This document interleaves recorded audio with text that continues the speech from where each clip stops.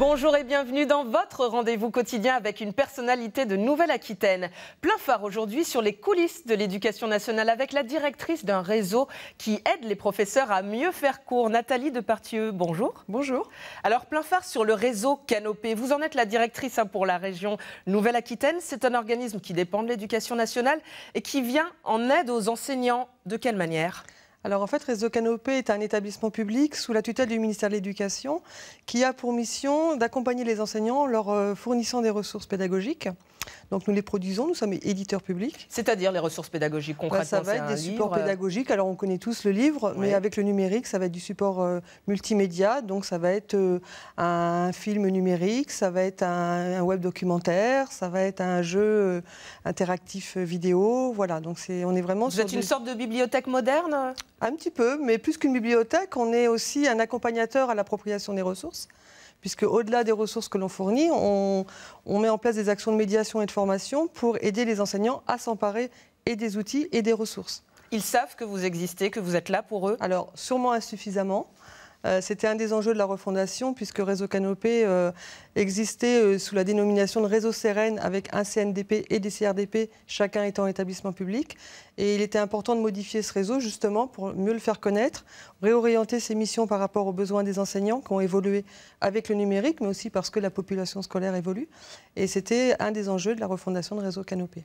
Ce nom Canopé, qui a une signification aussi un peu environnementale, vous êtes là pour protéger les espèces que vous abritez, à savoir la communauté éducative ? Alors les protéger, je ne sais pas, mais en tout cas les aider, oui. Et puis être présent au-delà de l'école, puisque en fait, certes, nous aidons les enseignants, mais nous avons élargi nos publics, puisque un nombre d'actions que nous mettons en place sont accessibles à toutes les personnes de la communauté éducative, que ce soit les parents, les enfants, mais aussi les éducateurs qu'on peut trouver dans le milieu associatif ou autre. Ça veut dire qu'il y a un centre Canopé dans toute la région Nouvelle-Aquitaine ? Alors en fait, Canopé, il y a un siège qui est à Chasseneuil-du-Poitou. Ouais. 12 directions territoriales qui en fait existent sur l'ensemble du territoire métropolitain et outre-mer. Et chacune des directions territoriales pilote des actions qui existent dans chaque département. Donc en Nouvelle-Aquitaine, il y a une direction territoriale et 12 centres départementaux qui s'appellent Atelier Canopé. Et donc dans ces 12 centres, les enseignants comme les parents d'élèves peuvent aller pour aller chercher des livres. Nous avons une offre de service, donc effectivement on essaye de désherber, c'est-à-dire qu'on a recentré notre édition en diminuant le nombre de collections pour les rendre plus visibles et plus complémentaires.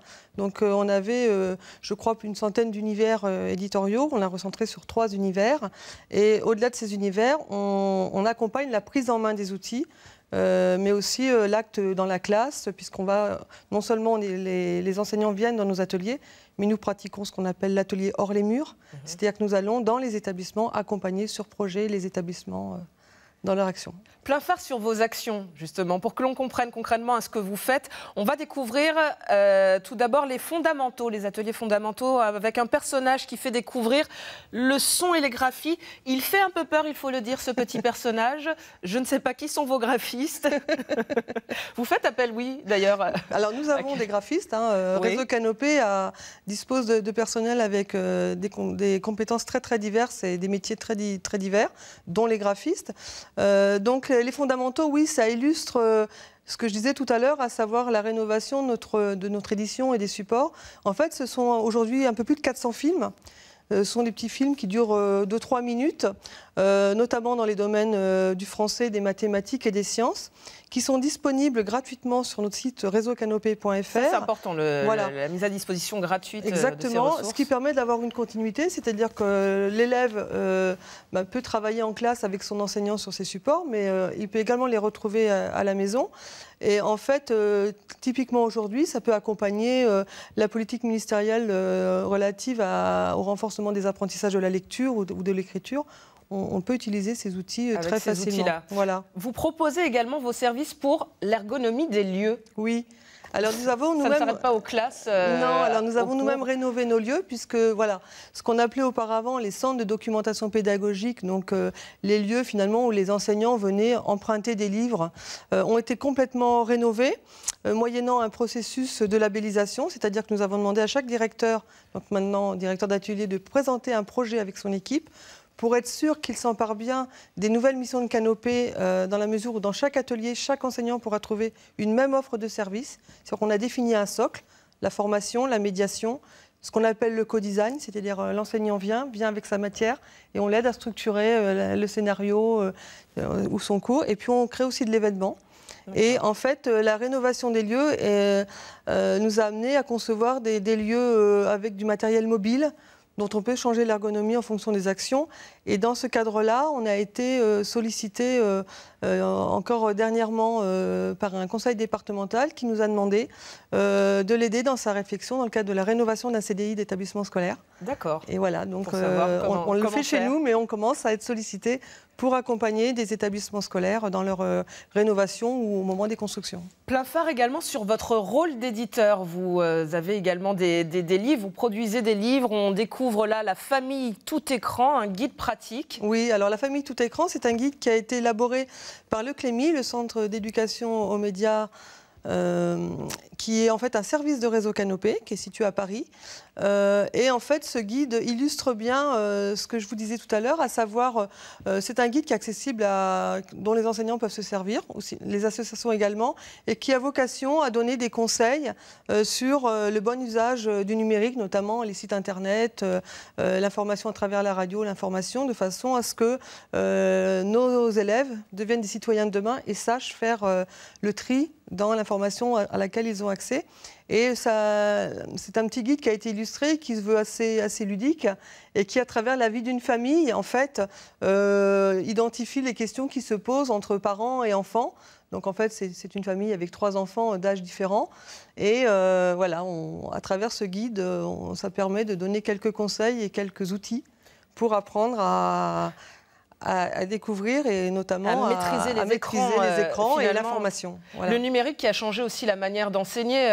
On voit de moins en moins de tableaux avec la craie, des tableaux numériques. Ça vous oblige, vous aussi, à vous adapter, à adapter les ressources que vous proposez aux enseignants. Complètement. Et dans notre mission, on pense bien ces multisupports. Tout à l'heure, les fondamentaux, par exemple, peuvent être utilisés sur tablette, sur tableau blanc interactif.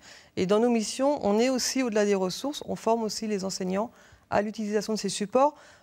L'objet pour nous étant pas qu'ils soient spécialement formés pour le support, mais qu'ils arrivent vraiment à l'intégrer dans leur acte pédagogique pour que ça devienne quelque chose de complètement naturel et qu'ils soient plus à l'aise avec les outils et les ressources qu'on leur propose. Plein phare sur le réseau Canopé en région Nouvelle-Aquitaine. Il y a des spécificités locales, notamment un festival Ex Libris, un salon que vous organisez. Expliquez-nous un peu en quoi ça consiste. Alors, ce salon, il illustre un petit peu ce qui se fait dans tous les ateliers. Là, j'ai choisi Ex Libris parce que... Le livre Jeunesse s'aventure sur l'île d'Aix. Donc, en fait, c'est un événement qui est organisé par l'atelier Canopé de La Rochelle. Donc ça illustre dans le socle ce que je vous disais tout à l'heure, à savoir l'organisation d'événements. Et ça dure donc 4 jours, au mois de juin, c'est un salon annuel. C'est un salon qui est ouvert au public, mais avec des journées réservées aux scolaires, au cours duquel les enfants vont pouvoir travailler en amont avec leurs enseignants, vont pouvoir venir au salon et travailler après. Donc typiquement, ils vont rencontrer des auteurs, ils vont pouvoir les interviewer, ils vont découvrir des ateliers. Il peut y avoir, par exemple, cette année, je sais qu'il y a eu des lectures musicales, c'est-à-dire que des siestes musicales, voilà. C'est-à-dire que les enfants écoutaient des histoires avec un fond de musique, voilà. Donc ça permet de travailler la compréhension. Il y a des ateliers d'écriture. Il y a eu un concours d'écriture rapide qui a concerné 500 élèves qui sont inscrits dans un concours. Il y avait 5 mots tirés au sort et ils devaient écrire un petit texte. Voilà. Et en amont, l'enseignant peut travailler sur la biographie de l'auteur, la découverte de ses œuvres, etc. Donc c'était pour illustrer ce qui se passe dans nombre d'ateliers en Aquitaine et ailleurs. C'est très dynamique en Nouvelle-Aquitaine d'ailleurs, les propositions. On l'accompagne, on est très présent autour des francopholies, autour du Festival de la bande dessinée à Angoulême. Oui. C'est une terre riche culturellement qui vous aide aussi. Plein phare sur vous, Nathalie Depardieu, à aider ainsi la communauté éducative. Vous n'avez jamais eu envie d'en être une actrice au contact plus direct avec les élèves? Alors, moi, je suis une enseignante... J'ose dire une enseignante ratée, en fait. En tout cas, j'ai raté mon rendez-vous avec la mission éducative. Quand on a 18 ans, qu'on passe le baccalauréat, on est des fois un peu en révolte. Donc à ce moment-là, voilà, j'avais un peu tourné le dos à l'éducation, même si j'ai continué. Alors que vous en rêviez? Alors que depuis, voilà, petite, je voulais être institutrice, ensuite professeure de français, professeure de sport, voilà. Donc il y a eu un moment où il y a eu une petite rupture, donc j'ai quand même poursuivi mes études.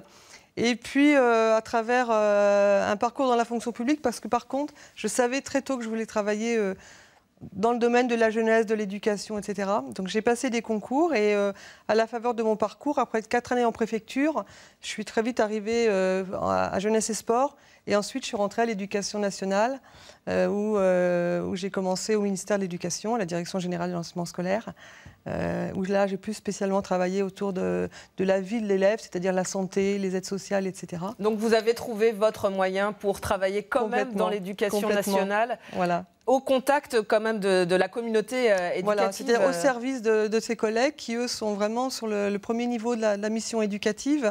Mais je pense que voilà, on a besoin d'un environnement qui permet à ces enseignants de mieux être dans leur classe et puis d'accompagner cette politique. Et on voit toute la multitude de ce qu'il y a à faire. Donc du coup, vous avez un regard différent parce que vous êtes un peu dans les coulisses. Ça contribue à la fabrication des enseignements. Quand vous voyez les devoirs arriver à la maison avec vos enfants, vous les regardez autrement? Alors, je ne sais pas si on est les mieux. Ce qui est sûr, c'est que je ne sais pas si en tant que parent, on est les mieux placés pour travailler avec nos enfants. Moi, c'est quelque chose que j'ai perçu en échangeant justement avec mes collègues enseignants, parce que je pense qu'on a tous une idée de ce qu'il faudrait faire, bien faire avec nos enfants et avec ceux des autres, puisqu'on a tous une idée sur ce que doit être l'école, ce qu'elle doit apporter. C'est vrai que j'ai sur moi un regard différencié, plus indulgent, mais en même temps, ça donne des outils pour nous aider à savoir ce qu'il faudrait proposer.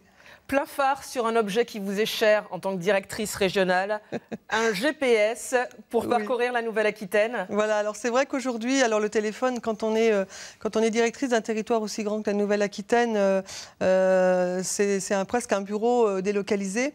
Aujourd'hui, j'utilise le GPS énormément puisque un des enjeux, puisque je suis en poste depuis 2 mois seulement, c'est de découvrir le territoire, de découvrir mes collègues, puisque nous sommes répartis sur 12 départements, mais aussi les acteurs locaux, c'est-à-dire les représentants des collectivités territoriales avec qui nous travaillons, les recteurs, leurs collaborateurs. Donc voilà, je découvre un petit peu tous les jours une nouvelle ville ou une nouvelle... Grâce à votre GPS. Voilà. Merci Nathalie Depardieu d'être venue mettre en plein phare le réseau Canopé. Rendez-vous sur notre site france3.fr pour revoir l'émission. Merci de nous avoir suivis. À bientôt.